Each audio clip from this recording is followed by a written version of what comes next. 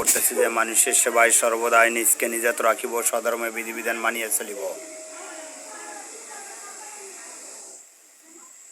মুসলমান ভাইদেরকে সালাম, হিন্দু ভাইদেরকে নমস্কার, অন্যান্য জাতি ধর্মের ভাইদেরকে আন্তরিক শুভেচ্ছা অভিনন্দন। আজকে আমি আপনাদের মাঝে নিয়ে এসেছি 12 ঘন্টার মধ্যে বর্ষাকিরণ নস্কা, সরাসরি বই থেকে। এই যে দেখেন,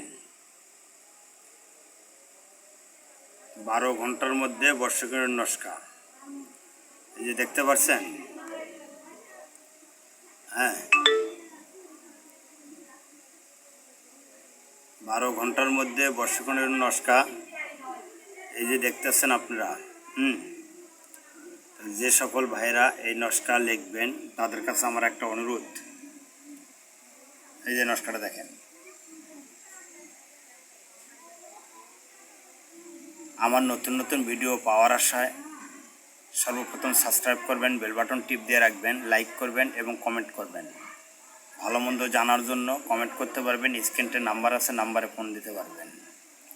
তো যে সকল ভাইরা এই তাবিজগুলো লিখবেন তাদেরকে আমি বলতেছি, এই যে দেখেন, নাম, মেয়ের মার নাম, ছেলের নাম এবং ছেলের বাবার নাম স্পষ্ট লেখা আছে কোন জায়গায় কীভাবে লিখবেন।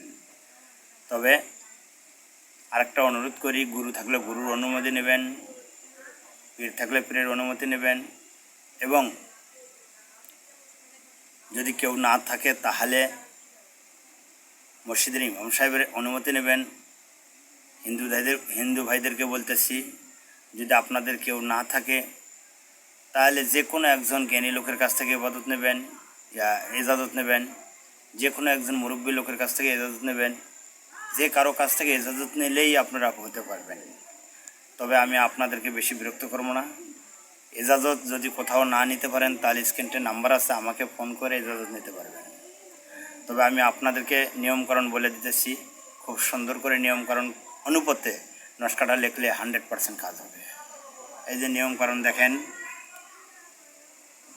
মাটির পুতুল বানিয়ে এই কবচটি পুতুলের উপরে খোদাই করে অঙ্ক করিবে, অমাবস্যা রাতে শ্মশানে দাফন করিবে। খোদার কসম 12 ঘন্টার মধ্যে কাজে বেশি, যাকে বশীকরণ করবেন সে পাগলের মতো ছুটে আসবে।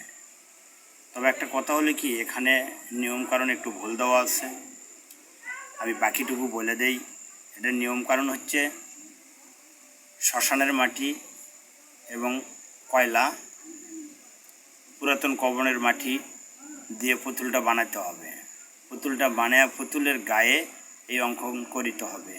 এই অঙ্কন করিয়া, অমাবস্যা রাতেই হোক বা পূর্ণিমা রাতেই হোক বা শনিবার মঙ্গলবারেই হোক, আপনি যদি তাবিজটা সঠিকভাবে কাজ করতে পারেন, আল্লাহর রহমতে 12 ঘন্টার মধ্যেই কাজ হবে। তবে আপনাদেরকে আর বেশি বিরক্ত করবো না, আমি এখানেই শেষ করলাম। আমিন।